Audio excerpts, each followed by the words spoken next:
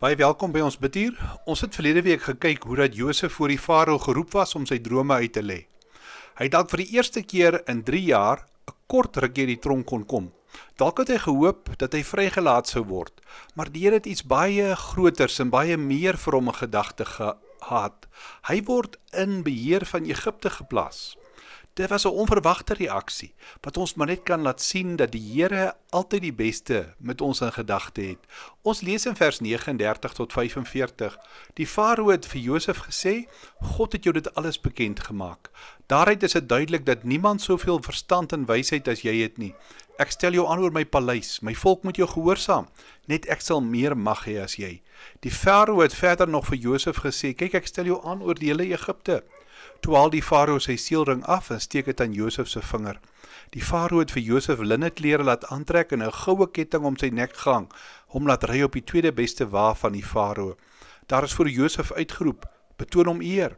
So is Josef oor die hele Egipte aangestel.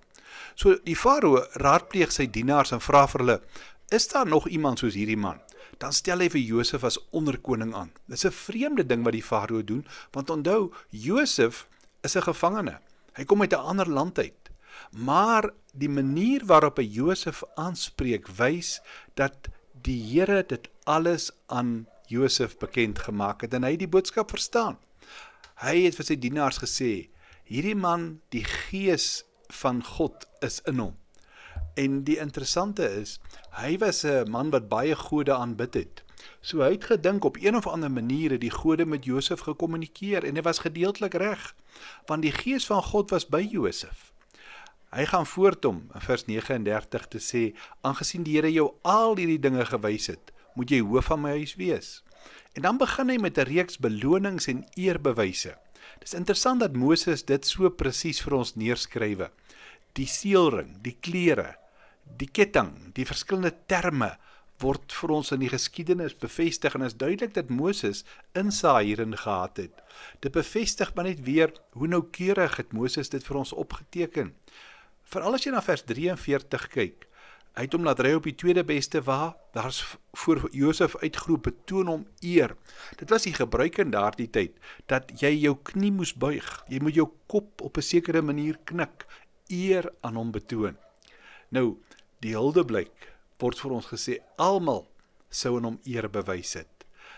En dit laat jou dink ook in wat in Psalm 2 vers 12 oor die Messias genoem word, dat jy die seun moet soen, voordat hy vir jou kwaad word. Daar die wonderlike messiaanse psalm, wat vir jou wys die parallelle tussen Josef en Christus, tussen Josef en die heerskappy van die Here Jesus. En dit wys maar weet, dat die Here 'n plan gehad het. Hy weet, net die ware God kon so iets laat gebeur. Die Here werk op sy eie manier. Hy werk in sy eie tyd, vir sy eer. Hy verwag van ons om getrou te wees, geduldig te wees, te bly vertrou. Dis presies wat Josef gedoen het. Ek wonder wat jy sou gemaak het. Ek weet wat ek sou gemaak het in 'n tyd van soveel swaar kry.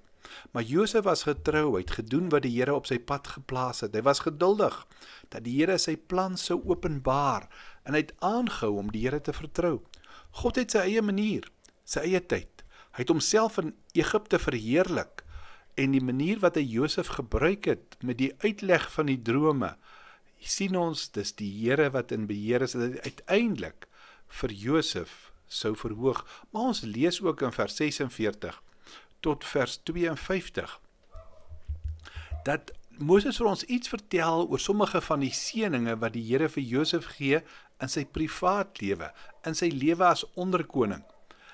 Die feit was dat ons 'n persoonlike pyn leer ken in Josef se lewe. Hy het swaar gekry. Maar Moses skryf dat die farao het Josef Safenat Paneah genoem, vir hom Asenat, die dogter van Potifera, priester van On as vrou gegee. Josef was 30 jaar oud toe in diens van die farao, die koning van Egipte getree het. Nou moet jy verstaan hoe dramaties die verhoging is. Vir 13 jaar waarskynlik was hy 'n gevangene en 'n slaaf, 'n balling, weg van sy familie af. Hy was omtrent 17 jaar oud toe hy verkoop is. Nou is hy 30. 'n groot stuk van sy lewe het verloop, sedert hy laas sy pa en sy broers gesien het. En jy kan net dink, daar moes 'n verlange by hom gewees het, om sy pa te kon sien, of vir Benjamin weer te kon sien, om terug te wees in daardie land wat die Here aan hulle beloof het. Maar, die interessante is, dat die Here dieselfde met Abraham gedoen het. Abraham het lang gewag vir die vervulling van die belofte. Hy het dieselfde met Jakob gedoen. Dit het lang geneem vir Jakob om terug te kom na sy land toe. Die Here het verskillende planne vir elkeen van sy kinders gehad, en hulle moes 'n lang tyd daarvoor wag. Hier 'n derde keer sien ons Josef 'n lang wagtydperk.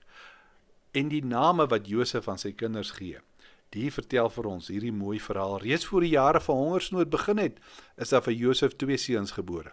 Sy vrou Asenat, dogter van Potifera, priester van On, het hulle vir Josef in die wêreld gebring. Hy het die oudste Manasseh genoem, want het hy gesê, God het my alles laat vergeet, al my swaar kry, alles wat my familie my aangedoen het. Josef het sy ander seun Efraim genoem, want het hy gesê, God het my vrugbaar gemaak in die land waarin ek verneder is. Weet jy, iets van die getrouheid van die Here. Josef het ervaar dat die Here hom geseën het. Jy sien dit in die name van sy seuns. Die Here het my al my probleme laat vergeet. Hy het my vrugbaar gemaak. Die Here het ver meer gedoen as wat hy hom kon voorstel. God het my probleme laat vergeet. Het is duidelik dat Josef gedink het, daar's geen pyn wat nie genees kan word nie. Al daardie probleme, van weg van sy pa se huis af, weg van sy geliefdes, dat die Here dit kan herstel. Hy was dankbaar dat die Here hom in staat gestel het om te vergeet. Die enigste medisyne vir daardie pyn is dat die Here dit kan herstel. Die Here wil graag sy seën bring waar net probleme en vloek bestaan, en dan sien ons hoe dit baie besonders na vore kom in die volgende paar verse. Na die 7 jaar van voorspoed in Egipte het die 7 jaar hongersnood begin. So het Josef dit destyds aangekondig. In al die lande was daar hongersnood, maar in die hele Egipte was daar kos. Want toe die hongersnood Egipte tref, het die mense vir die farao kos vra, het hy vir die Egiptenaars gesê, gaan na Josef toe, doen wat hy vir julle sê. Weet jy, iets hiervan sien ons ook as Maria by die wyn wat meer word by Kana. As hy vir die diensknegte sê, alles wat hy vir julle sê, moet julle doen, om vir ons maar net weer die beeld tussen Josef en Jesus, dat Josef 'n beeld is van hom, na vore bring. Egipte was afhanklik van die Nyl. Solank dit goed gegaan het, het die Nyl sy oewers oorstroom. Maar nou, het selfs in Egipte, het hulle nie kos gehad nie. Maar, en dis wat jy nou nie moet mis nie, want dis die hart van hierdie gedeelte. Kyk wat sê vers 56, oor die hele wêreld was daar hongersnood. Toe dit straf word in Egipte, het Josef die graanskure oopgesluit, aan die Egiptenaars verkoop. Toe die hongersnood straf word in die ander lande, het die mense van die hele wêreld Egipte toegekom om koring te koop by Josef. Nou, alles wat die Here hier in gedagte het, weet jy, die Here wou herstel bring, volledige herstel. Hy het alreeds vir Josef laat vergeet van sy pyn en smart. Nou moet jy onthou, dat die Here in gedagte het, hy stuur die geskiedenis van die wêreld op so kosbare manier, dat Josef uiteindelik met sy broers en met sy pa weer herstel sou vind. Is dit nie ongelooflik nie? Die Here stuur die geskiedenis van die wêreld op so 'n aangrypende manier, dat hy herstel kan bring, dat daardie plan wat hy met Josef aanvanklik gehad het, na vore sou kon kom. Dit leer ons, Jesus is die een na wie toe ons moet vlug. Alles word gedoen tot sy eer en sy verheerliking. Kom ons kyk na ons gebedsonderwerpe. Kom ons dank die Here vir sy plan met die kerk. Ons dank hom vir die goeie reën. Ons bid dat die Here versoening in stukkende familie sal bring. Bid vir getrouheid, al staan jy soos Josef alleen. Bid vir geduld en volharding in die wete dat God se plan sal uitwerk. Bid vir die regering, vir dienslewering. Ons bid vir die vakansie en die uitdagings. Ons bid vir ons eredienste. Ons bid vir die kerk wat vervolg word, veral in Indië.